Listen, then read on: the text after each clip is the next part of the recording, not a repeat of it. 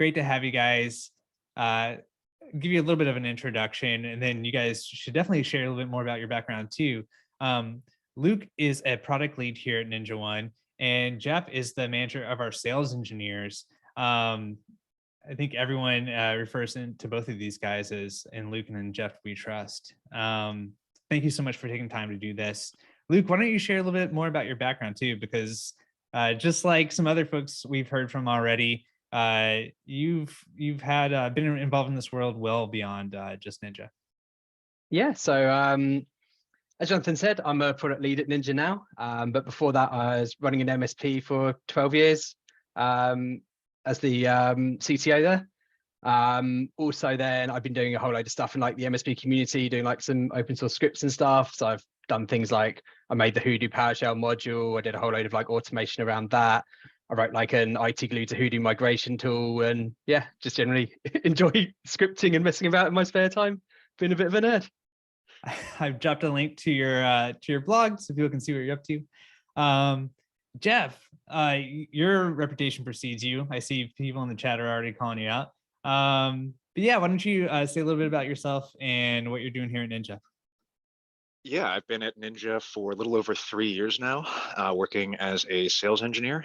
And prior to that, I worked for a little over a decade as the director of technical services for a movie theater chain that grew over, I think, doubled in size in the time that I was there. So a lot of experience with odd network devices, monitoring them, and then, of course, kind of the always strange use cases that come out from just working for an individual company like that. So really excited to talk about some cool automation things today. Amazing. Yeah, we'll have to have you back on. We're going to do an IT horror stories event in October, and it sounds like you've seen some things. So maybe you'd come back on to share. Absolutely. All right, guys. I'm going to disappear now and let you take it away. Thanks so much again. Thanks, Jonathan. Let me go ahead and share my screen here. I promise not too much screen share today, just a few things to kind of table set before we get started. Hopefully I'm back and I'm a disembodied voice now. I did turn off my camera. So we'll all be doing this in the actual Ninja app for the most part. So you are not missing much. We want to talk a little bit today about some more advanced automation use cases. I know that Peter Breton and Stephen Murphy were talking earlier about sort of an introduction to automation. And we're going to go into some more in-depth use cases, maybe instead of just an initial trigger point and then an automation runs. We'll talk about maybe multiple trigger points or having automations occur in a sequence based on other information. But I want to kind of start just by talking about how do we approach automation? The starting point is always going to be, what do I want to automate? And quite honestly, your ticketing system is going to be gold to find out this information. Seeing what repetitive tasks you're having to deal with all the time, what can you automate? Obviously, your ticketing system is the, oh, am I not screen sharing? No. My apologies. So now, hopefully you are seeing my screen here, talking a little bit about how we want to approach automation. Like I said, your ticketing system, that's the biggest driver of time, of energy, of labor dollars that's being driven by your ticketing system. So it's a great source to find out what are the repetitive tasks that I can go ahead and take off of my technicians' plates. But there's always a key question that I like to ask myself, which is, should this be automated? Is it actually a good idea?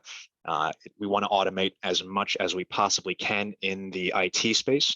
Obviously, it's impossible to scale without automating as much as you possibly can, but it's always good to take a discerning eye towards, should I be automating this process, or should there be at least some element of human interaction in the automation or in the process itself?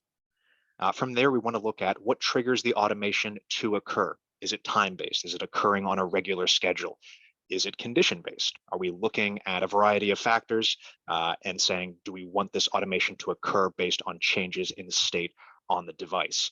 And then, of course, is it tied to other automations? Is there other automations that need to occur in order to have the information that you need for the automation to then solve whatever your particular issue is? And then lastly, after we've actually executed the automation, How do we validate that the automation did what was expected? Just running a script and trusting it to work is not always good practice. So we want to go ahead and make sure that we are evaluating our priors, evaluating our underlying data to ensure that we're making an automation decision based off of good, accurate, and up-to-date information.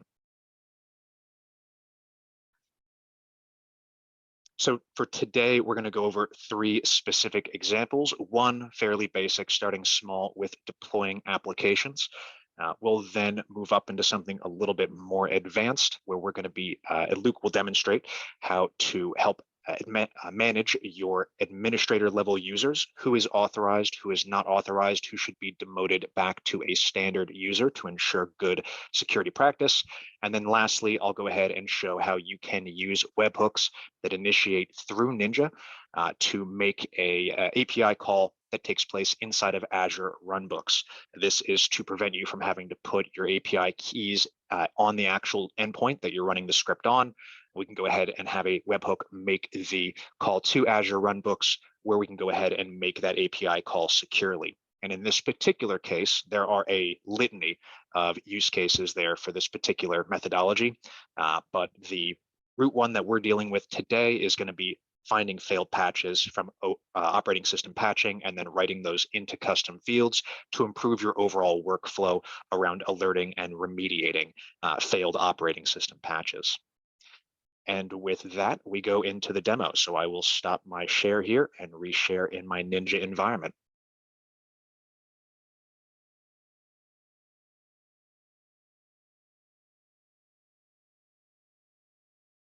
And here you are hopefully about to see my Ninja dashboard. Looks like we're good. So I'm going to go into the administration section and then go into library. Under that, you'll see the automation library. This is where all of your scripts are going to live. Anything custom in Batch, PowerShell, or Shell script, VB script, or JavaScript that you want to leverage through Ninja. But we've recently redesigned our application automations to more centralize them. And so we now have this one centralized space where we can go ahead and upload our installers. And this is hugely beneficial because now you have a way to centrally reference these installers across the entire platform. Doesn't matter if you're running it ad hoc, if you're running it as a scheduled script and policies, if you're running it as a task that targets a dynamic group, or even as a condition inside of policies. You can see here a couple different options to dictate the operating system, uploading your installer. We still have that 1 GB max file size there. If that's you want to use your own file repository, or you have a file that is bigger than 1 GB, you can go ahead and upload to a separate file sharing repository from Ninja and then just paste the URL right there, and we'll be able to leverage that. Under the additional settings, you'll see where we can include helper files. So if you need the ability to include an MST or an MDT or a JSON file or a license key file, you can go ahead and include those right here so that your installer is going to successfully work. You'll also have the ability to run a script immediately prior to the installation, as well as immediately after the installation. So there's some good automation potential in there as well. Now, I'm not going to go ahead and re-upload an installer from scratch, just in the interest of time. You will see here that I have previously uploaded Google Chrome as an installer so that I can go ahead and show you how we'll automate pushing this out. Now, of course, we could run this ad hoc. I could go to a device and just use our play button to go ahead and install Google Chrome. So right here, I can go to the play button, go to run automation, and then select my install application. And right there, you'll see a few different applications. The one I'm using today is going to be Google Chrome down here. But this is automating nothing. There is nothing in this about me coming here and manually initiating this script that is automated. So what are some of the ways that we could automate? I know in the previous session, we talked about policy automation. And so if we go to administration and then into policies, you'll see that we have 2 different potentials for automation here. One would be a scheduled automation. And so we can go ahead and have this script run on a schedule. For application installers, you may want to have this run once or run once immediately. Run once immediately is a very powerful scheduling option within Ninja. It means that every device on this policy will have this script run on them. And as new devices join this policy, they'll also have that script run on them. So it's a great sort of shotgun approach to make sure you capture as many machines as possible. But of course, if the device already has Google Chrome installed, this isn't taking that into account. It's just running it across everybody. So if you wanted to be a little bit more discerning, we could come in here into the conditions section and add a condition. And from my drop-down menu here, I can select my software condition. And this is going to look for either the presence or the absence. In this case, I'm looking for the absence of Google Chrome. This is not going to be a pre-populated drop-down menu. This is just so you can select or enter in the text string that you want to look for the installed application. You could specify by the exact name Google Chrome like that. Make sure you hit enter so you lock in your result right there. However, to make sure that I capture everything, I'm going to go ahead and use asterisks as wildcards. In this case, I'll do an asterisk at the beginning and I'll search for Chrome and then an asterisk at the end there. And so that means I'm going to be looking for any application that has Chrome somewhere in the title. Of course, you would want to ensure that you don't have any other applications named Chrome that could potentially pollute the automation that we're doing here. But in this case, I know that we don't, so I feel pretty confident in using this as my trigger for Google Chrome to be installed. With software not existing, we would raise an alert. You don't really care about the alert. What you care about is the response to the alert, which would be installing Google Chrome right here. So we can see here our trigger, the software is not installed. We are then running our script to install the automation. And then after our reset interval here, if it does not trigger again, we know that we were successful with this particular automation. Now, this is a good methodology here, but I usually prefer to reserve something like this for security applications. And that's because the conditions that we see here are always on. As soon as you're out of compliance, Ninja is within a minute responding to ensure that you are in compliance by pushing out the software application. However, and I'll back up and say, I think that makes complete sense for a security application. If you want to ensure that Bitdefender Gravity Zone is always on your machines, as soon as Gravity Zone is not detected, you want to go ahead and push it out. So this is a good method, but I'm going to go ahead and take a slightly different approach by instead using our search groups. So dynamic groups that can identify whether Google Chrome is installed or not across a subset of devices. And this can cross organizations, it can cross locations. It is independent of your policy structure. That could be something that's very beneficial for you if you have sort of a distributed policy structure. In this case, I'm going to come to the devices menu. And then from the type selector, I'm going to select just Windows machines. And my rationale for that is that this is designed, the install application script I uploaded is an MSI, so it's going to only work on Windows devices. So I've selected my Windows machines here, and then from the additional filters, I'm going to look at my software inventory. I'm going to look for does not contain, meaning it does not have Google Chrome installed. And I'm also going to move the selector here from all to any, and that's just because I know there are two separate line items in here for Google Chrome, and I don't want there to be any confusion about which one I'm looking at. Any of those is going to be valid for me in this particular case.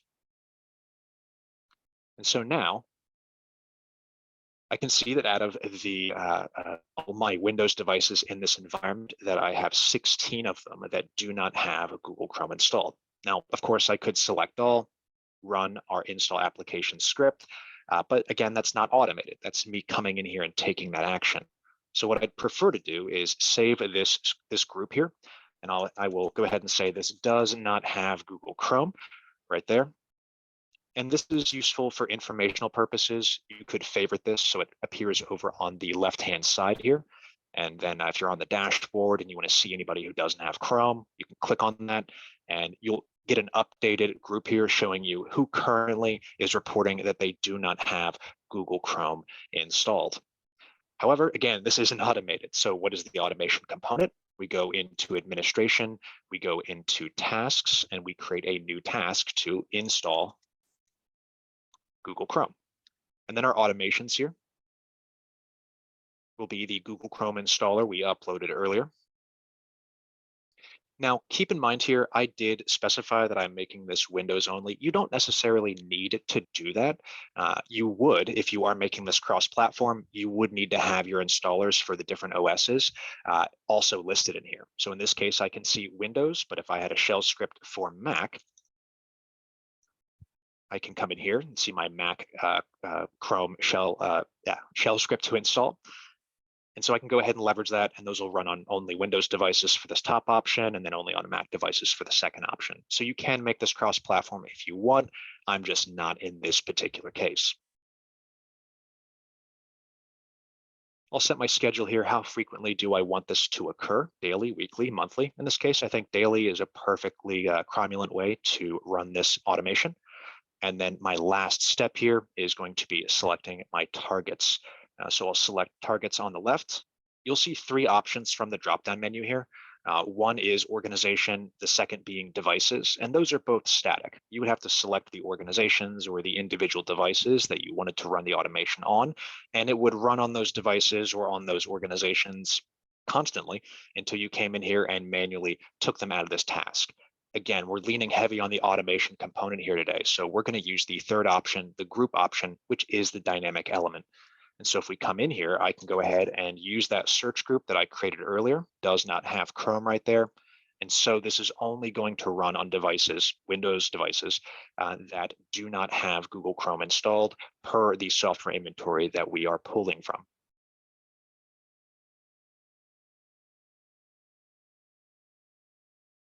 So that's one way we can go ahead and automate the installation of an application. I want to double back here to talk about the trigger point for installing your applications, because in my case, Google Chrome, it's a very easy one. It installs in the registry in a location that we detect. So it's very easy for us to use the software inventory filter.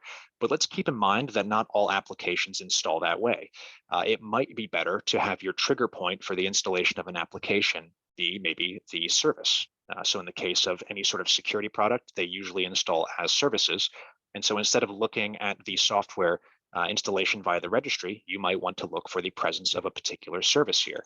Maybe in this case, I'll look for the Bitdefender endpoint security service right here. And I can look for either the existence or the absence of that particular service. This is a great one because it gives you more closed loop functionality with the auto reset options right here. So when no longer met, we'll determine as soon as our automation is successful, it'll go ahead and reset this condition, take that alert off your dashboard so you're not having to chase a ghost. Another good option here might be the process. If the process isn't present, we want to go ahead and install the application. And then there's even other applications where none of those options really seem to work. And you actually need to use something like script result condition to look on the endpoint for maybe the presence of a file. It's pretty simple in PowerShell to look for a particular file path. So if you're looking at something like, I believe ThreatLocker installs this way, you can actually go and look directly at the file path for ThreatLocker to confirm that it's actually installed. And if it's not, that would then be your trigger point to install ThreatLocker. Now that one was, of course, a bit basic of an automation. I promise it's going to get a little bit more complicated, certainly with the third example. But for now, I'm going to go ahead and turn it over to Luke to show a little bit about how we can use Ninja to manage our administrators, our user administrators on local devices. Awesome. Let me just figure out how to share my screen in Zoom. Always the way. That's great. There we go. Cool. So what I'm going to talk about is just how you can start to use like leverage custom field inheritance, which is a new feature we've added recently to improve your conditions and give you just a bit of like an easier way to control what data you're looking at in conditions and like the settings for them. So if we start, I'll just go show you what fields I made for this. So the goal of this is we want to do one script which is going to monitor what the local admin users are on a device. Give you an option to create an allow list of users. So you can say, okay, this user is allowed, anything else won't be allowed. And then the second part of that is going to be a remediation script, which again looks at those allowed users. And if there's any of them, like any users which aren't allowed, it's going to just remove them from the admin group and make them standard users. But then give you control over which devices that gets applied to, rather than having to do overrides in like the policy level at each device. So the first thing that I've done here is if you go into custom fields, I've made a couple of this. So the first one's a text one for allowed admin users. Here I've got the definition scope set at all the 3 levels that we support. So this just means you'll be able to configure that allow list either at the organization level, the location level, or the device level. I'll show you a bit more on that in a minute. We've got it set so technicians can edit it. So technicians can edit it in the UI. Automations, we want it to be read-only so that the scripts can actually see what the settings are currently. And then I've said it's API rewrite, but that can probably just be set to none at the moment for this. The second field I've got is the remediate unauthorized admins. So this is then just a checkbox field. It's again going to be something that we can set at any level to let us basically say, do we want to do the remediation or not? So the goal here is we can push out the condition to all devices. We can then get reports back saying, these are the admin users. You'll then be able to go in, set your configuration in just the allowed custom field.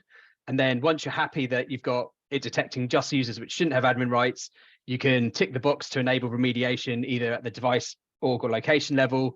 And that will then run the remediation as soon as you reset the alerts that are currently open. So to do that, let's have a look at how some custom field inheritance works first. I'll just show you a quick demo of that. So if you have a machine with Ninja installed on it, if you run PowerShell as admin, you'll get access to being able to pull the custom field value. So if you have a look first at this allowed custom users one, if I learn how to paste into PowerShell, it kind of helps. So here at the moment, there's absolutely no value set. So what we can go and do is if you go to the organization level, go to custom fields here, we've got this allowed admin users. So let's just say we're allowed administrator. Save that. If we go back into that VM, what we should now get is the administrator value returned. So the next thing that we can do, say you've got one site, it's got an on-site admin, on an on-site IT person. They'll have their own admin account on every machine. So you want to say, okay, for this site, I'm going to allow both administrator and the local IT person to have an account on them all. If we save that, come back here, pull that same field, and we've got both those values. And then the last level that we can set it at is at the device level. So if we come in here, set that and say, okay, this has got like a special bit of software that runs on it, which needs a service account. That needs to be an admin. We'll also allow that user there. So looking there, we can then see we return all 3 values. So a device itself is always going to see the value that's set closest to it. So if there's nothing set at the device level, it look at the location and the org. Again, if there's nothing at the device or location, it's just going to look at the org level.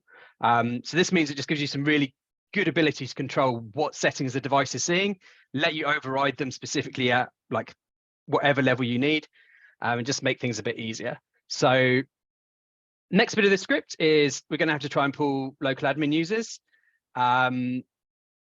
What you could normally do would be just like get local group member, say administrators, but we're going to run into a problem here because this is an Azure AD join machine. So what we'll actually need to do is run a slightly different command. Let me just make this a bit bigger for people in case you can't see. So what we'll do is we'll use a command called get CIM instance. It's a more modern version of like looking at the WMI information. This is just going to go pull all the users that we have who are in the local admin group. So if we have a look here, we then got that list of all the users who are local admins. So we've allowed, say, administrator Luke Whitelock and Luke are allowed. Alex Wilbur and Tess admin aren't going to be allowed. So if we then do a quick look up here, what we can do is filter that group down. So you can say from the local users group who are not in this allow list group. So if we look here, I forgot to run one bit of it, which is setting setting those users, the values in the allowed admins, just into an allow list and just doing a split on them and a trim, just to convert them into an array. So you've now got an allow list of which users are actually allowed to be admins, which is that list there. So this is then just looking to say, okay, which people in the admin list aren't actually in the authorized list, and just checking it's not like a local service. And that's going to then return us a list of unauthorized admins. So, yep, we got Alex Wilbur and Tess admin. So what we can now do is I'll go show you how the condition works. So if we look at the device, You'd normally set this in a policy. I've just set it as a device override at the moment. But in here, we've got a script condition, which is then going to do the run monitor local admins. I've got that set to run every 1 minute. If we cancel out of here, what we've then got is a remove unauthorized admin script. So this is then going to look for a value to see whether or not we can run it. So this is using a checkbox. So there's something a little bit interesting with how checkboxes work. Typically, when you're using a checkbox, you'd expect there to be 2 values on or off. But because of the inheritance we've got, checkboxes actually have 3 values. So if we have a look here, there we go, pull out this one. So if you look at this value, at the moment, nothing's set there. So it's just a null value. If we go back to the device and we go to custom fields, edit this one, and we turn on remediate unauthorized local admins, save that, have a look here. What the value is then going to be is 1 because it's turned on. So where it gets a little bit strange is if we untick it and then save it, it will now return a value of 0 because it's off. So the third state then comes from when we want to use inheritance. So it's like, okay, I've got it set to off at the moment, but how would I make it look at the location or organization level? So what we've got here is this little unset value, which returns it back to being not on or off, just unset and ignored. So that way it will then look at the inheritance again. So if you run that, nothing's there. But if we went and set it at the organization level,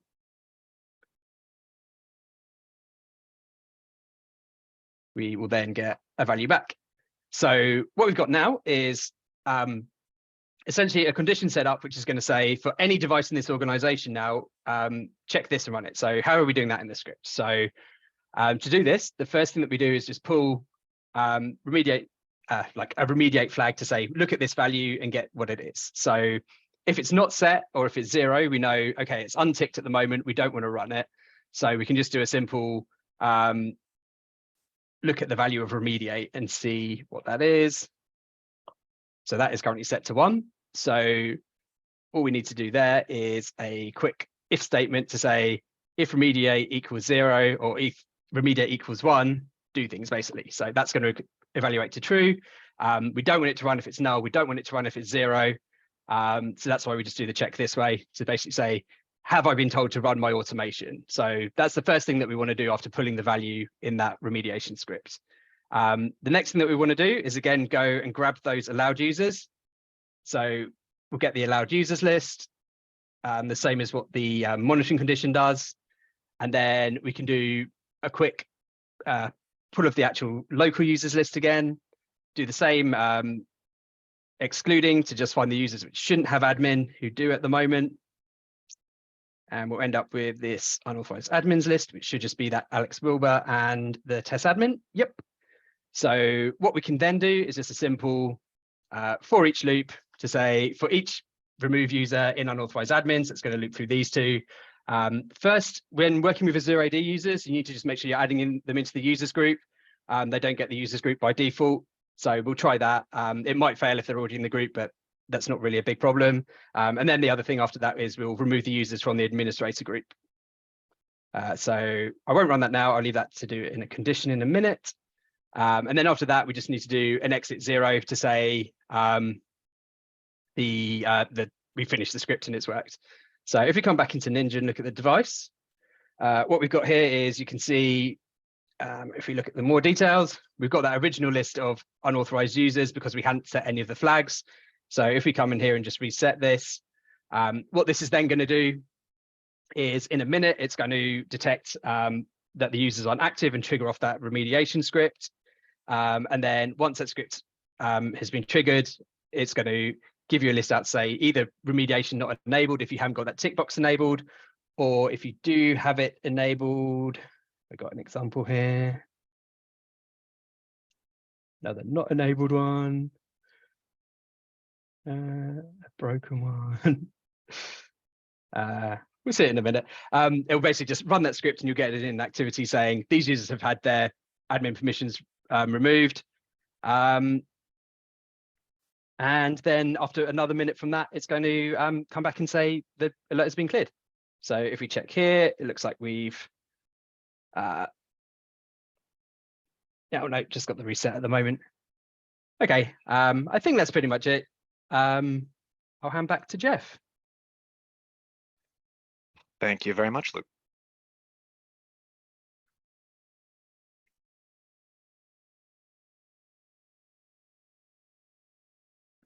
And hopefully my screen is up now. So for this final example, we're going to actually be taking some tentative steps outside of Ninja. We're going to be jumping into Azure for a little bit, Azure runbooks specifically. And the reason why we would want to do this is because the sensitivity of API credentials, we don't want to have those run on a script that runs on a local device. So to get around that, we are actually going to run a script that, in fact, calls a webhook. So if we go into our automation library here, and I look for my webhook scripts, you will see my webhook there to make my webhook call into Azure Runbooks. You can see the URI up there at the very top. Then I have my message here started by Jeff. And then finally, the actual data that I want to include inside of this webhook call. In this particular case, what I am doing, what's actually happening inside of Azure Runbooks, is when I call this webhook, that is initiating a PowerShell script that runs inside of Azure.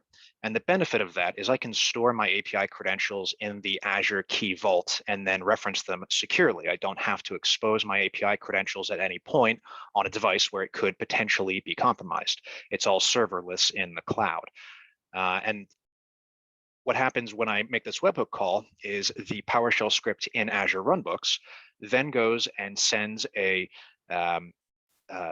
command into Ninja using the unique agent node ID that we're referencing here. And it makes a call to the API endpoint regarding failed OS patches.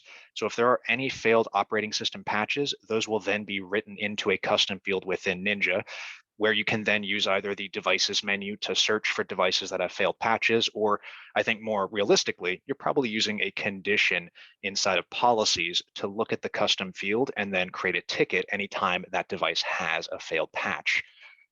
So right here, we can see the script to initiate the webhook. You'll see down here, if we get a response code of something other than 202, we're going to go ahead and write an error so that you can track that. You could even go ahead and write this into a custom field as well, so that you have an alternative way to alert and create a ticket if the webhook is not working successfully, which means that the automation at large is not working successfully either. But let's go ahead and take a look at the actual Azure side of this, where the commands are being executed. So I'm going to switch browsers here. Hopefully this is still visible. I went into Firefox. And you'll see here we have the Azure Runbook. I'm not going to go in too much depth on how to actually create the runbook on this particular webinar. I am going to post the scripts that I'm using inside of the dojo. So that will be in the script share section of the dojo.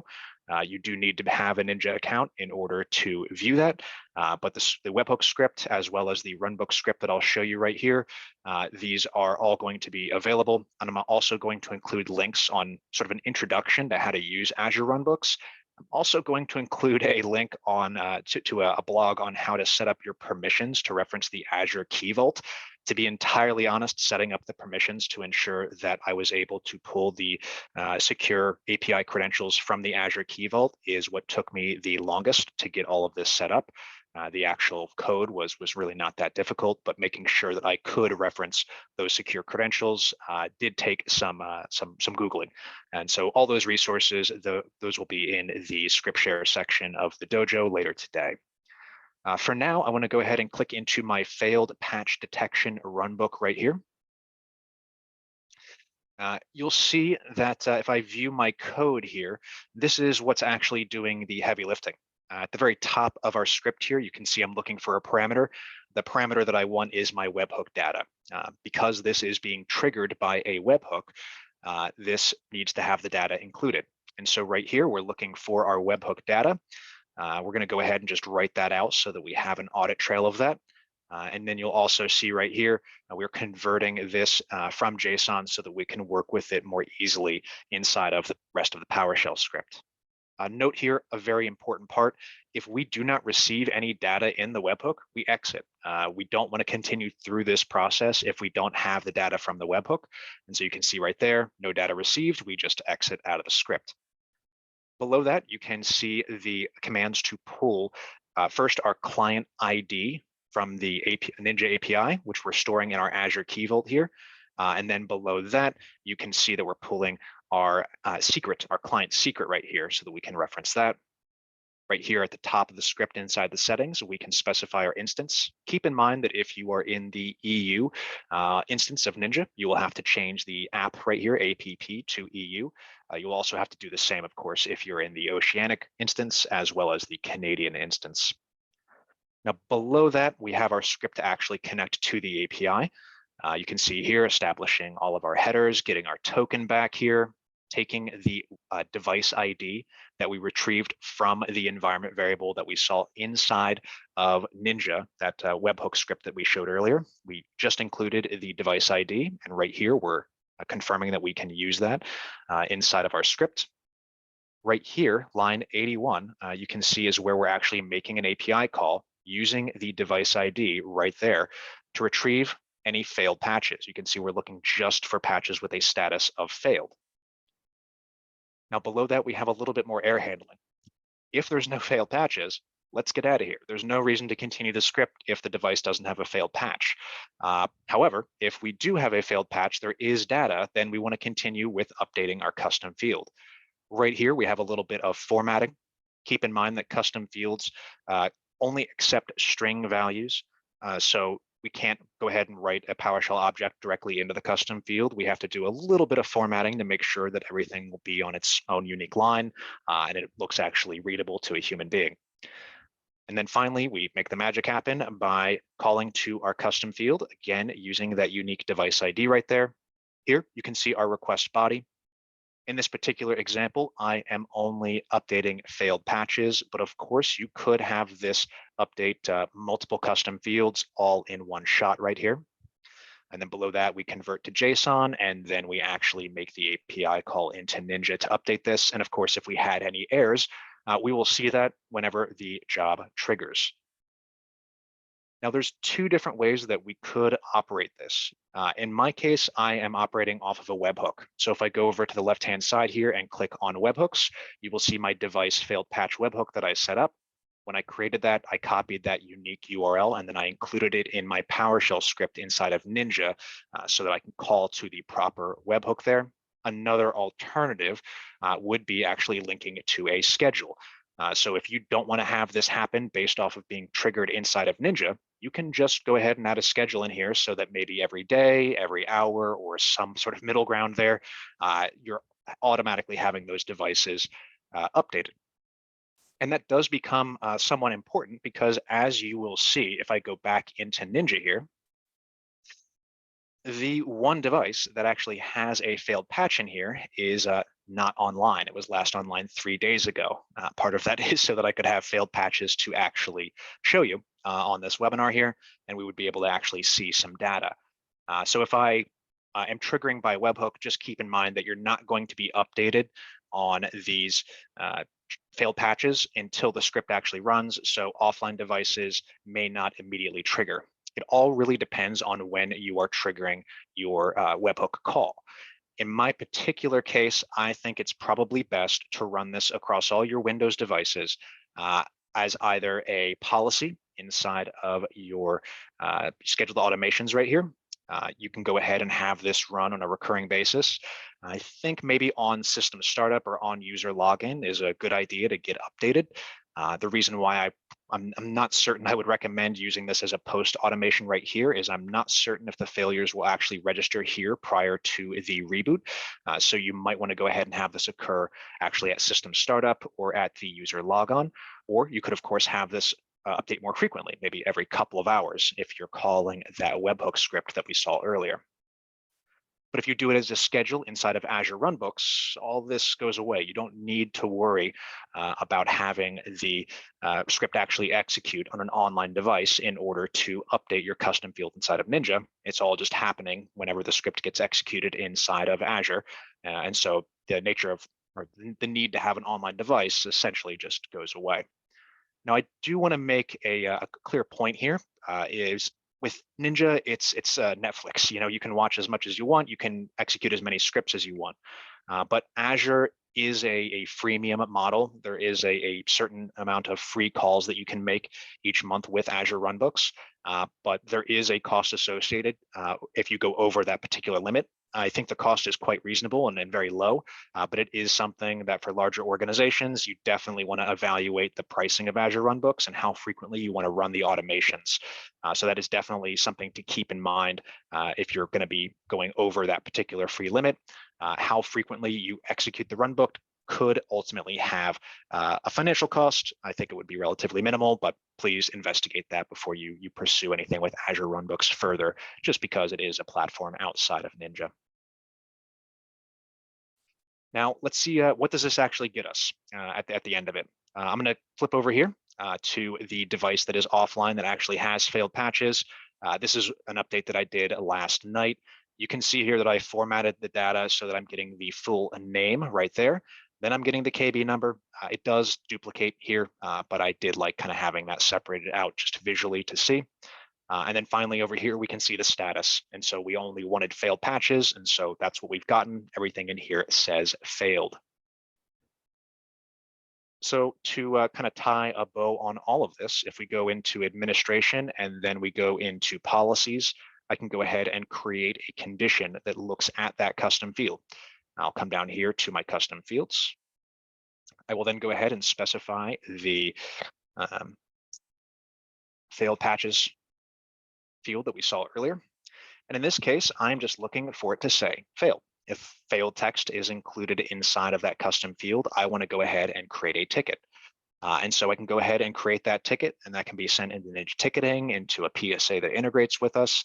It can even be sent out as an email, as an SMS message. It can go into Slack. It can even be sent as another webhook into another service if you want. So we talked about kind of chaining automations together. If you ultimately need to go elsewhere and have another thing occur as a result of that automation, you could have a webhook sent into Azure again or into any other service that you're using for automation.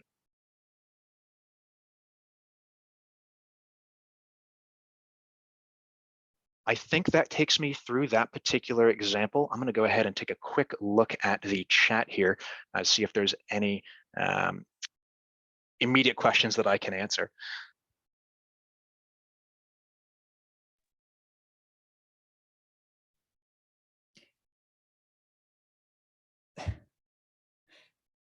John wants a sip coffee. Yeah, you know, Jeff, there's a lot of questions that have come in, and there are some still kind of hanging in from the last session, but here's a couple. So first of all, people are asking for the scripts and everything. Here's one question. We enabled, okay, there's a slight issue with third party. Let's see. This kind of goes back to a previous session, but you guys might be able to answer it. And if not, just tell me to be quiet and pick something else.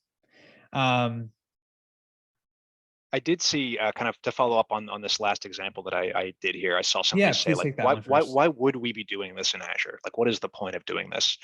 And it's security. That's fundamentally the rationale behind doing it this way, is not having to expose the API credentials on the actual endpoint, which you have some control over, but ultimately there's going to be thousands of people potentially who have access to all those endpoints that you can't control. So by doing this inside of Azure, you're not exposing your API credentials. The only thing that's exposed potentially is the webhook call, which, and so essentially, to land the plane here, you are obfuscating your API credentials so that they are not going to be visible on the actual endpoint. It's just good security practice. Thanks for that, Jeff.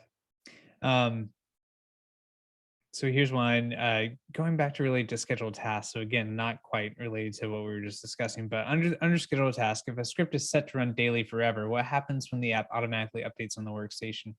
Will that machine fall out of scope, and will the old version of Chrome get reinstalled, for example?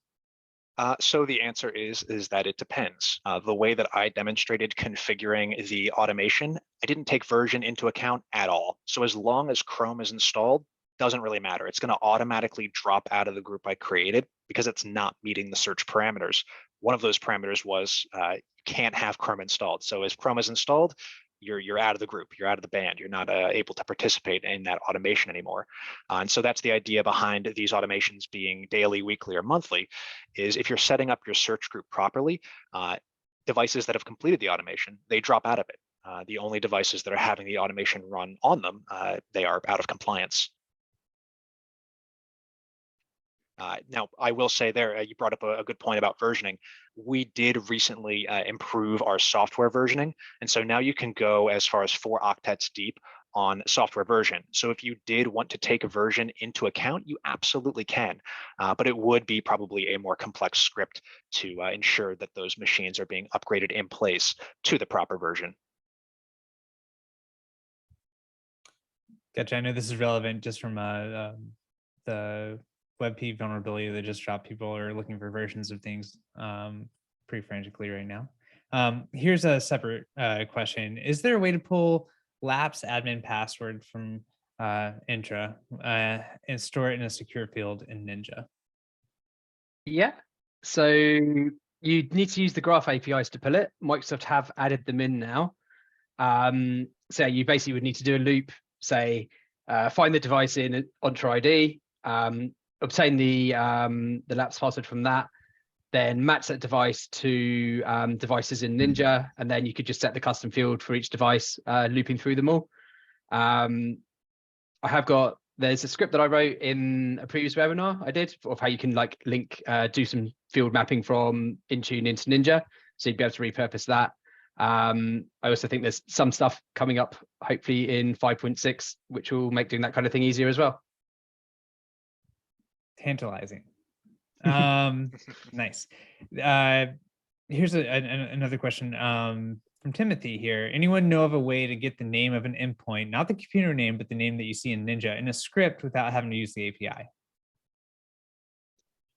Unfortunately, I think you would need to use the API to accomplish that. And it would, in fact, be a very similar methodology to what we showed today, which is where you're using the unique agent node ID to pull the device's details about itself. And we do break out the display name separately from the system name within Ninja. So you could actually have that written into a custom field where you could easily reference it inside of a script as an environment variable, essentially. Or, of course, you could use that to search in the devices menu. Okay. This is the last one I think I'm going to ask, and then if anyone here in the audience is last call for questions. So this is from Dan. If you wanted to do a long-term data growth tracking, is it possible for a script to append to an existing data set in a custom field? I.e. it adds the new monthly scan results to the bottom of the list of previous months. I see Robin's typing an answer, but you guys have any responses to that at all? Clarifying questions or anything? Unmute. Yeah, so what you need to do is you do the get of the field first. So you pull the current value, parse that if you need to figure out like if it's in like a JSON blob or something else, or if it's just plain text. You just would then edit that value, add what you wanted at the end, and then just use the set to re-put all the data back in. So you couldn't append directly to the field, but you can append by basically pulling the data, appending locally, and then resubmitting it. All right. Well, yep, that works. Thanks. Okay, gentlemen, I think you're off the hook now. This was great. Thank you so much for taking time. Any other things that you want to point people towards? I mean, there's a boatload of resources we've been dropping all over, but any other shout outs or resources you want to call out? Definitely the Ninja Discord server. There's lots of awesome scripts on there. I posted the scripts from my section on there in the script share channel. So if you want to go have a look at them and grab them, you can from there. But yeah, there's lots of helpful people there, lots of scripts that everyone's always sharing, and yeah, great place to get some advice. Amazing. Yeah. And Jeff, thank you too. I know that you mentioned you're going to be dropping your scripts in the dojo. So Yeah, and That's I great. saw some desire there to have that cross posted to Discord, so I might hand that over to Luke so he can post that in Discord for me. Ooh, Jeff, you got to get in there. Yeah, see, Jack knows it's a great community. We'll work on you, Jeff. We'll get you there. Jeff does hide. It's probably smart. Thank you guys so much for taking time. This is great. We'll see you for the next one. Thank you. Catch you later. Thanks. Yeah. Bye, everyone. See you guys. Yeah, as a reminder too, Jeff also hosts the partner office hours with Pete. So he'll be he may be hiding, but you can always find him at least once a month there. Yes, and I'm seeing some. I'm being peer pressured to join the Discord, so peer pressure always works. So I feel like I have to do it. Regretting his choice to come on already. Thanks, Jeff. Thanks, Luke. Thanks. Take care, everybody. Bye.